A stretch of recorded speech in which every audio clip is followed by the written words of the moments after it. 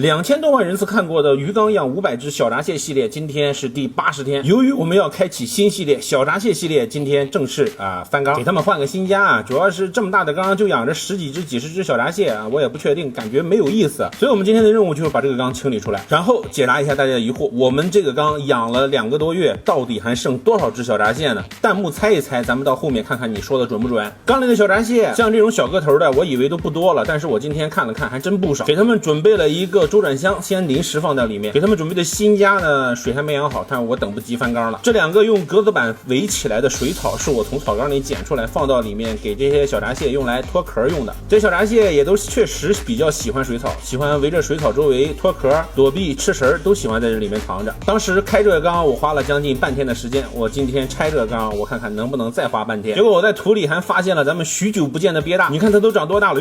差点咬着我。对了，朋友们，你们也可以猜一猜鳖大现在到底有多重了。给准备好的周转箱里加上原缸水，把缸里的水开始往外抽。现在缸里没有水草的躲避了，所以这些小闸蟹躲的位置全都是在石头缝里。这石头缝里的发泡胶很多都被他们掏出来了，成了他们躲避的洞穴。我这个缸的尺寸是3米乘1米，水位差不多有个30公分高。翻这个缸属于是一个相当重大的工程了，光这里面的石头就得有好几百斤。我们需要先把原缸水抽掉，趁着水抽出去的时候，把缸里的小闸蟹往外抓一抓。人家都说浑水摸鱼，咱们现在是浑水摸蟹，这水确实挺浑的啊，因为我要不把石头弄出来的话，这小闸蟹躲在石头缝里确实不好抠。那咱们开始吧。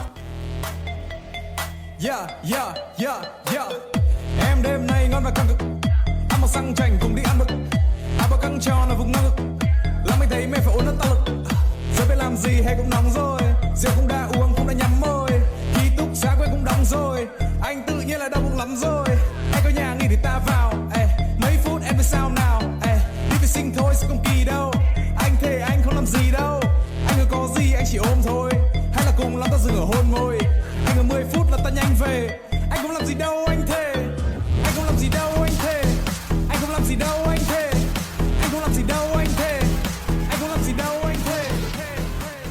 光我视频里拍到的就不下30只，实际上呢，我差不多得有个40只到50只之间，因为有些很小的我就没有拍，而且到后面越清理淤泥的时候还出来好几只，所以说咱的小闸蟹系列500只还剩差不多1/10，我觉得是挺成功的。咱们就把这个缸刷干净，然后开启我们的新系列。对了，差点把它忘了，咱们的鳖大现在已经又大了，而且我发现这哥们儿会缩骨功啊，真的是缩得完完全全的进去，而且脑袋前面这块骨头还是闭壳的，只剩2个鼻子头在里面。这个鳖大的尺寸啊，比咱上半年入缸的时候得大了整整的一圈。看它这身上白白胖胖的，就知道在缸里的伙食一定不少，因为咱喂的饲料鱼食，估计它也吃了不少。称个体重，它现在已经有106克了，这是咱200只鳖到现在剩下的唯一一只。到家的时候才不到5克，1年了才长到100克，长的速度不算快啊，也给它放到盆里一起养着，到时候和这些小闸蟹养在一起。这缸都清理到最后了，又跑出来一个，这钳子都是刚长出来的，你看这个小钳子还是肉肉的，所以说这个缸不到完全清干净，你是真的不知道里面到底还剩多少只小闸蟹。先让他们在盆里养着，你看这里面的数量是不少的，大大小小的，那些个头特别小的，我估计进缸以后都没脱壳，我以为它活不了这么久，没想到还活着。那个头大的呢，在缸里已经完成了3到4次蜕壳了，那就暂时先让他们在盆里委屈2天吧。感谢各位粉丝，